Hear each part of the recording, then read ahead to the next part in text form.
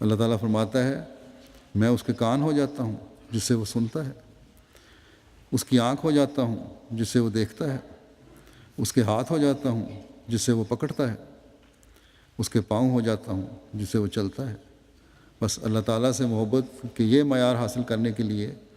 آج ہمیں اپنے نفس کی مسلسل قربانیوں کی ضرورت ہے۔ یہی مسلسل کوشش ہمارے اندر توحید کا ادراک پیدا کرے گی، اور یہی اللہ تعالیٰ سے تعلق ہمیں دشمن سے نجات دلائے گا۔ اللہ تعالیٰ ہمیں یہ معیار حاصل کرنے کی توفیق عطا فرمائے تاکہ ہم جلد احمدیت کے راستے میں مخالفین کی طرف سے ان کے زوم میں کھڑی کی گئی روکوں کو دور ہوتا دیکھیں۔ روکے تو بے شک ہیں، لیکن اللہ تعالیٰ کے فضل سے احمدیت کے قدم آگے سے آگے بڑھتے چلے جا رہے ہیں، لیکن اللہ تعالیٰ ان روکوں کو بھی دور فرمائے جو یہ مخالفین اپنے زوم میں کھڑی کرتے رہتے ہیں وقتاً فوقتاً، جس سے بہرحال